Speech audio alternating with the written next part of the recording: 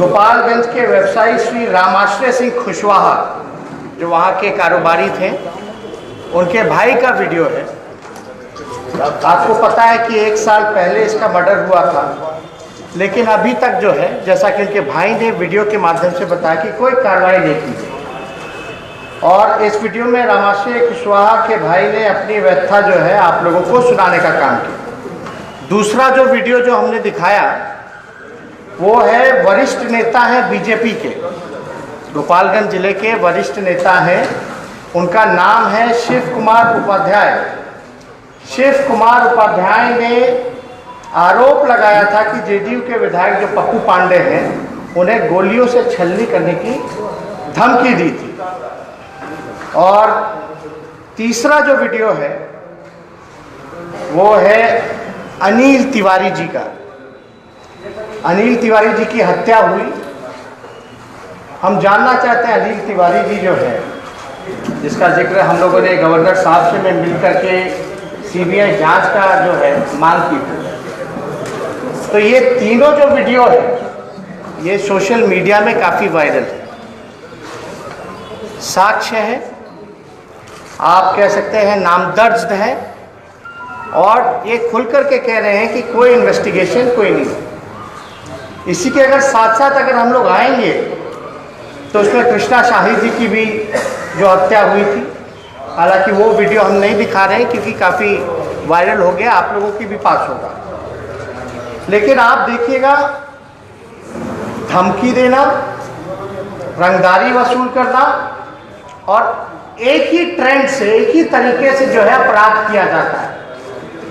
पहले धमकी दी जाती है और फिर बाद में बाइक सवार जो है आते हैं और गोलियों से भूनने का काम करते हैं।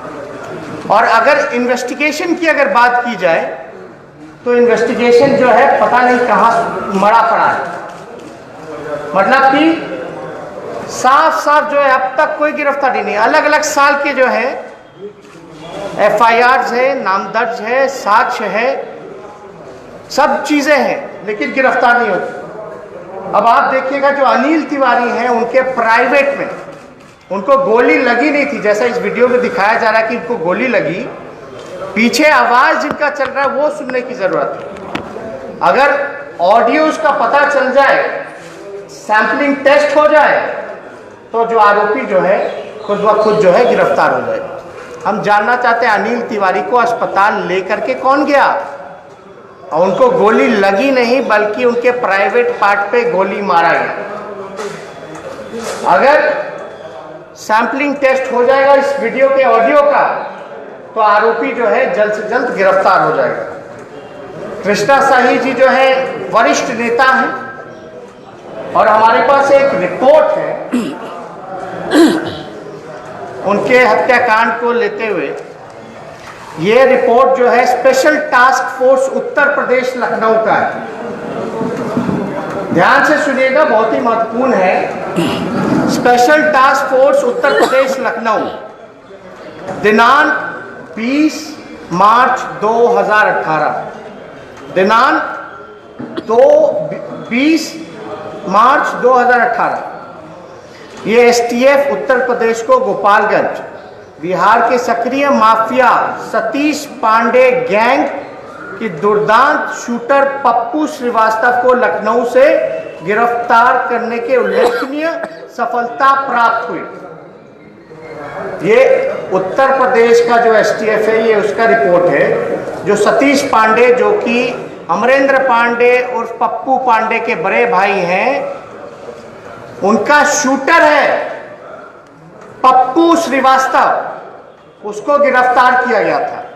उसको गिरफ्तार करने में जो पप्पू श्रीवास्तव ने जो बयान दिया उत्तर प्रदेश के STF को, वो ये वर्ष 2014 में एक बार फिर सतीश पांडे, अमरेंद्र पांडे वर्तमान विधायक और अजय मिश्रा के साथ उसके AK-47 से गोपालगंज में प्रतिष्ठित राजनीतिक कृष्णा शाही पर हमला किया था, जिसमें वो बच गए थे। आप देखिएगा, ये साफ जो है, ये मेरा आरोप नहीं है, अब आप बताइए, जो विधायक है उसके पास AK-47 मिल रहा है। और ये मेरा, आप लोग सब लोग देख सकते हैं इसको, ये मेरा कोई रिपोर्ट नहीं है, ये उत्तर प्रदेश के STF का है। साफ तौर पे इसमें जो उनका शूटर है पप्पू पांडे, जो नीतीश जी का चहेता विधायक है, उसका शूटर जो है वो गिरफ्तार होता है और उसने अपने बयान में जो दर्ज किया है ये बातें, तो इसमें साफ साफ है। मेरा सवाल ये है पूछने का कि व्यवसायी रामाश्रय सिंह कुशवाहा हो, शिव कुमार उपाध्याय हो, ये बीजेपी के लोग डबल इंजन की सरकार है। आप देखिएगा कि पूरी तरीके से जो है बीजेपी के लोग अपने ही नेता को न्याय नहीं दिला पा रहे, तो ये जनता को क्या न्याय दिलाएंगे? ये जब अपने पार्टी के जो करता है, जिसके लिए मरता है, अगर उस पार्टी का नेता का हत्या हो जाता तो उसको ही न्याय नहीं दिला रहे। सुशील मोदी जी तो घूमते रहते थे, क्या इनसे मिले, क्या बात हुई, कोई बात बताएं इस पे?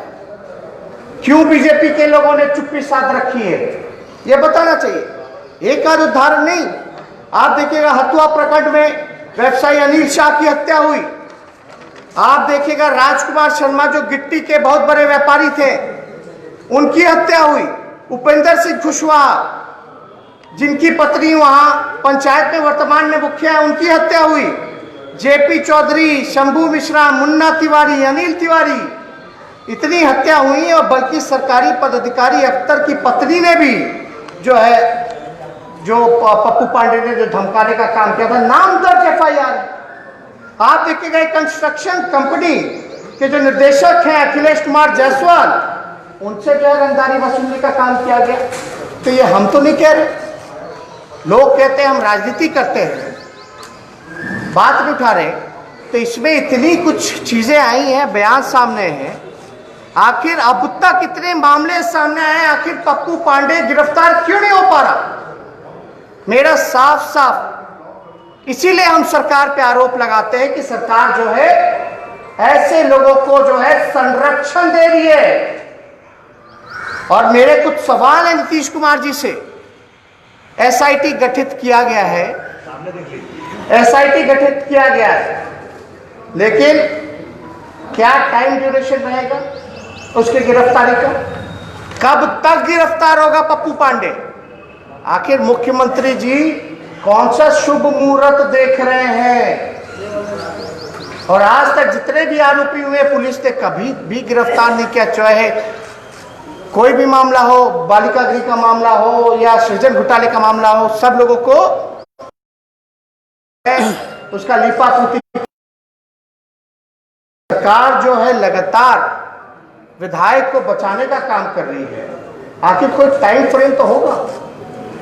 या ये मामला भी और जैसे मामले जैसे दबा दिए गए, इस मामले को भी दबा दिया जाएगा?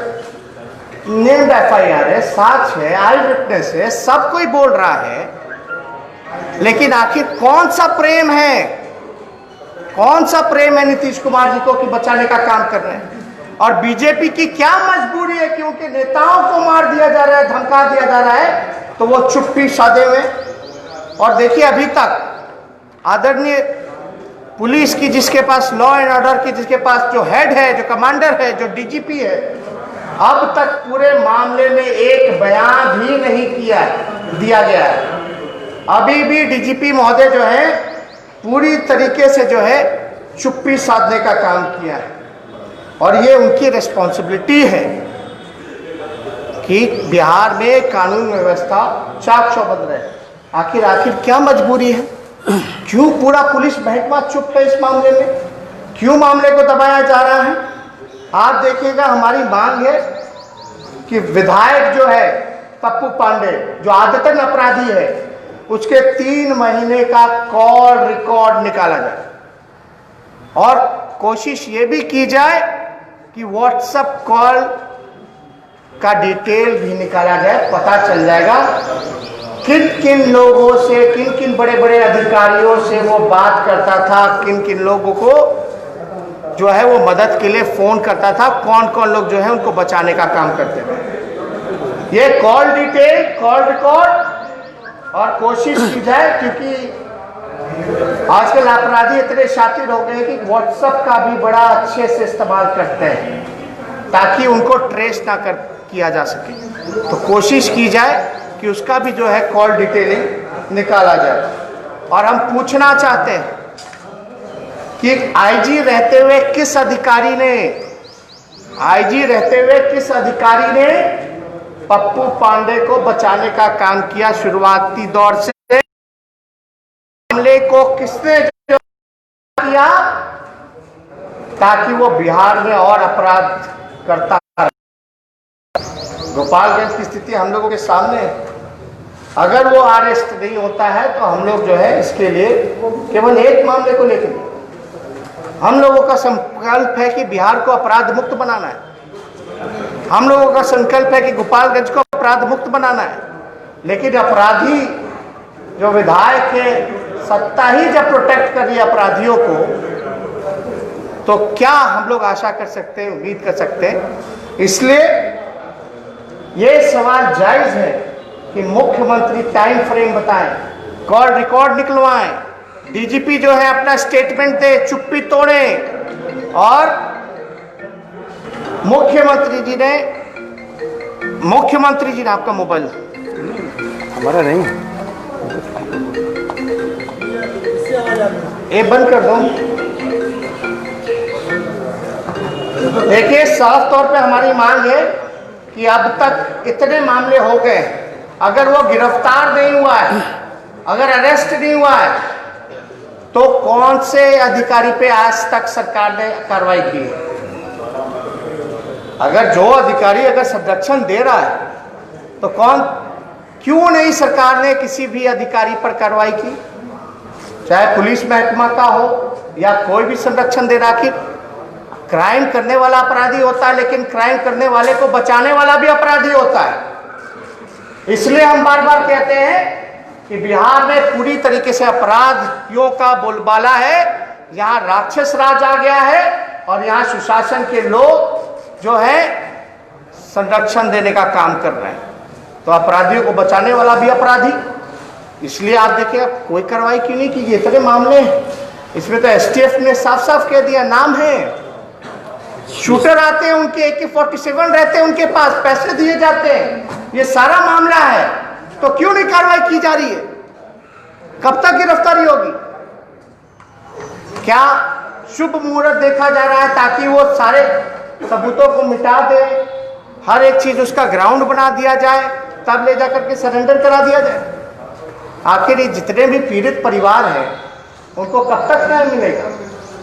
अगर हम जाते हैं पीड़ितों से मिलने, उनकी आवाज उठाने, तो हम लोगों पर जो है FIR होता है। ठीक है, आप हम पे FIR कीजिए, पूरा पुलिस बल जो है हमको रोकने के लिए लगा दीजिए।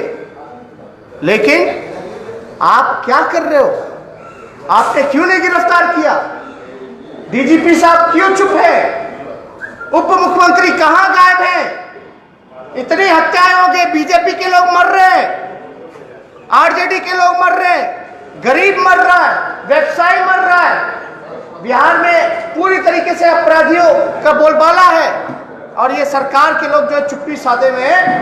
इसलिए हम लोग चाहते हैं कि आप लोग जो है इस चीज़ों को लेकर के मामले को उठाने का काम कीजिए और पीड़ित परिवार जो है उसको न्याय दिलाएं। अगर इससे रिलेटेड और कोई आप लोग के पास सवाल है तो उसको हम लोग लेने का काम करेंगे। आप लोग कॉलेज क्यों जा रहे हैं? आप ये सवाल जाना नहीं जाना, हम तो चाहेंगे अनुमति दी जाए, लेकिन हमको विशेष मामले में जाने से रोका गया है ना।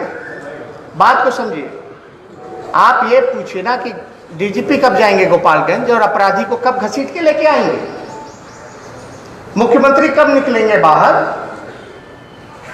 कहां कौन से बिल में घुसे हुए हैं? जब लोग मर जाएंगे तब बाहर निकलेंगे। ये उनकी रिस्पॉन्सिबिलिटी है, नैतिक जिम्मेदारी है। और एक ही बार बात किया जाता है कि अपराधियों को ना हम किसी को बचाते हैं ना किसी को फंसाते हैं, एक ही बात दोहराया जाता है। तो इतने मामले हैं तो क्यों नहीं गिरफ्तारी की जा रही है? श्रीवास्तव वो कौन है? पप्पू पांडे का इसमें वही साफ था है। आपको बताए सतीश पांडे का शूटर है। सतीश पांडे मतलब कि पप्पू पांडे जी का भाई, और दूसरे पन्ने में साफ तौर पे इनका नाम भी दिया गया पप्पू पांडे का। सतीश पांडे के साथ साथ हम फिर से आपके लिए पढ़ देते हैं जो स्टेटमेंट है। वर्ष 2014 में एक बार फिर सतीश पांडे, अमरेंद्र पांडे वर्तमान विधायक और अजय मिश्रा के साथ उसने AK-47 से गोपालगंज प्रतिष्ठित राजनीतिक कृष्णा शाही पर हमला किया था। इसमें साफ है। तो आप बताइए कि कब तक होंगे गिरफ्तार? गिरफ्तार करना तो मेरा काम नहीं है। हम तो गोपालगंज जाएंगे तो पीड़ितों से मिलेंगे। वहाँ तो हमको जाकर के किसी से लड़ाई झगड़ा करना है नहीं। हम लोग तो गांधी जी को मानने वाले लोग हैं।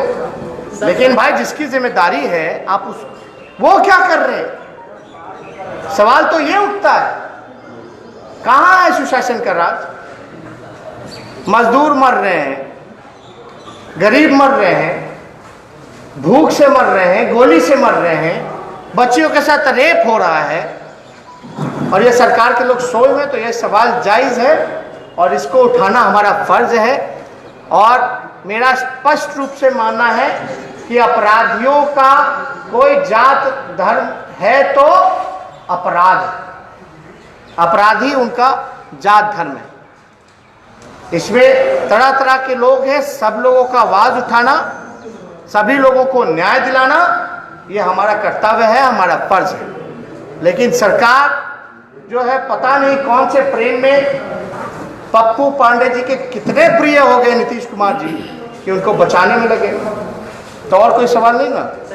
तो इसमें हम चाहेंगे कि फिर से आपको बोलते, जो वीडियो जो है, जो तिवारी जी का जो वीडियो है, जब उनको अस्पताल कौन लेकर के गया था, कहाँ गोली लगी थी, और वीडियो में पीछे आवाज किसका है, उसकी जो है टेस्टिंग होनी चाहिए, वॉइस टेस्टिंग होनी चाहिए, सैंपल लेना चाहिए। और ये सारी चीजें हैं वीडियो में जो है सोशल मीडिया में वायरल है।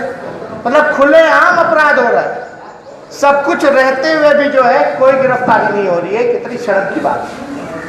और बोल रहे हैं कि बिहार आगे बढ़ रहा है, अपराध में बढ़ रहा है, भ्रष्टाचार में बढ़ रहा है।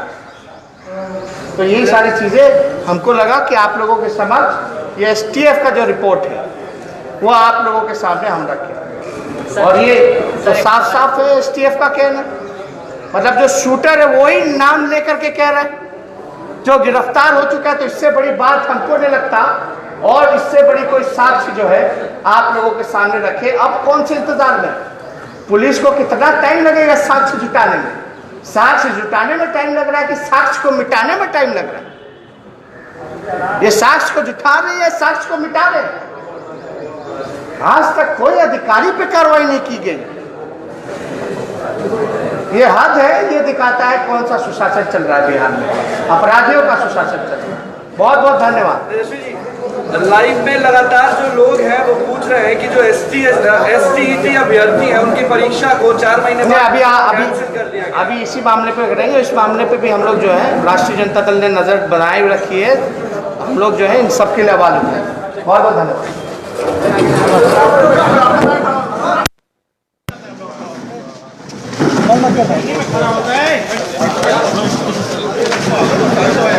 आहे इसे खड़ा हो जाते हैं भाई। यही तुम लोग को खराबी